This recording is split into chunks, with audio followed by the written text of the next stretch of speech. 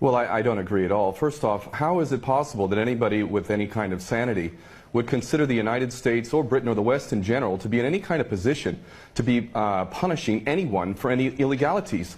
If we want to take a look at Iraq, there is at least 1 million, probably even close to 2 million dead. We invaded that country, destroyed it, created millions of orphans, millions of refugees, and never even so much as apologized for that. Let's go back to Vietnam, where we dropped 20 million bombs, more than all of World War II combined. We have destroyed so many countries. We have tortured and killed and maimed and raped around this planet. Who in the hell in their right mind would consider the United States or the West in general to be in any position to punish anybody? Never mind the obvious facts that this is a false flag attack and a long list of false flag attacks, which let's get into that, please.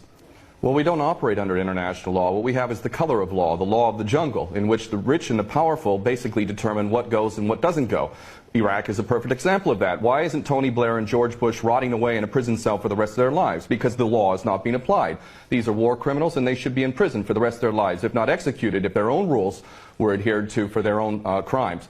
Not only that, but we need to really understand the truth here. First off, all of these players, these politicians, are nothing more than puppets. They don't serve the people. There is no real democracy. They really serve the rich and powerful who run the world, and that would be the bankers who control the money supply. The bankers, of course, make huge amounts of money. Whether they make bad investments or not, wars are great for them, and ultimately they control the politicians, and that is why we see these policies. Obama and Cameron are nothing more than puppets who read the script, and the script is, we need another war. And the reason why we need another war, according to these psychopaths who are running the world, is because more and more people, despite the clueless masses who continue to be entranced by things so ridiculous as X Factor and American Idol, there is larger numbers of people around the world who are realizing the truth and beginning to recapture the capacity to think for themselves. And they can see that these people who are being put in positions of public trust are defying that trust and representing an agenda which they could never speak about openly, because they're nothing more than prostitutes and nothing more than minions for the powers that be.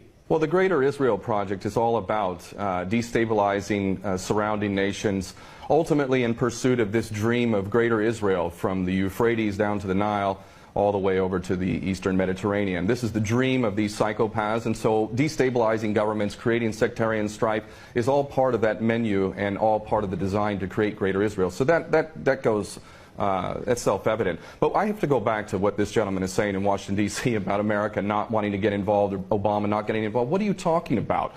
We have been arming people directly who are Al-Qaeda. Al-Nusra Front is Al-Qaeda. These people are psychopaths to the worst order. They're conducting suicide attacks. They're gassing people. We know, Carla Del Ponte said in May, that it was the so-called rebels in Syria that were using